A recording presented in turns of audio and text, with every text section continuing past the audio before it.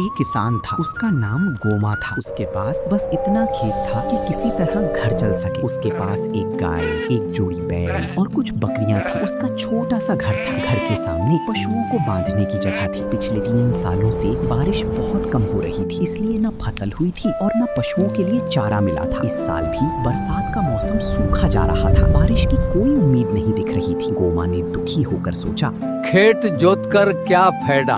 और वो बैलों को लेकर वापस घर की ओर चल पड़ा। अगले दिन गोमा सुबह जल्दी उठा। उसने गाय, बैल और बकरियों को बाहर निकाला। उसकी पत्नी बकरियों को चराने ले गई। गोमा ने हिम्मत की और हल लेकर खेत की तरफ चल पड़ा। रास्ते में कई किसानों ने उसे रोका और कहा, गोमा, खेत जोतने से क्या होगा? बारिश होने के कोई संकेत नहीं है।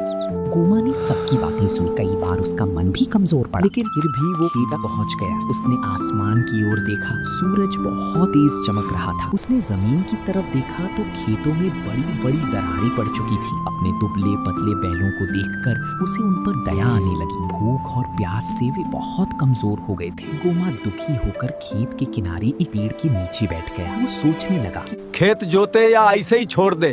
थोड़ी देर बाद वो उदास मन से बैलों को लेकर घर लौटने लगा। उसने तय कर लिया कि जब तक बारिश नहीं होगी वो खेत नहीं जोतेगा। अगले दिन धूप और तेज थी। गोमा पहले से भी ज्यादा निराश था। उसके कदम ना आगे बढ़ रही थी और ना पीछे लौटने की हिम्मत हो रही थी। रास्ते में एक पेड़ के नीचे उसने बैलों को रोका और खुद भी बैठ गया। तभी वहाँ एक बूढ़ी अम्मा आई। वो भी उसी पेड़ के नीचे बैठ गई। गोमा ने पूछा, अम्मा, इतनी तेज धूप में कहाँ जा रही हो?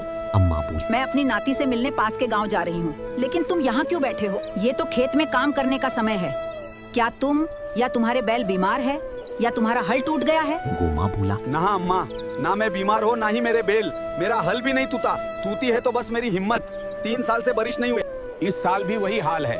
ऐसे में खेत जोतकर क्या फायदा? अम्मा ने प्यार से कहा, बेटा, बारिश तुम्हारे हाथ में नहीं है, वो तो प्रकृति के भरोसे है। लेकिन खेत तैयार करना तुम्हारा काम है। तुम अपना काम समय पर करो, प्रकृति भी अपना काम समय पे करेगी।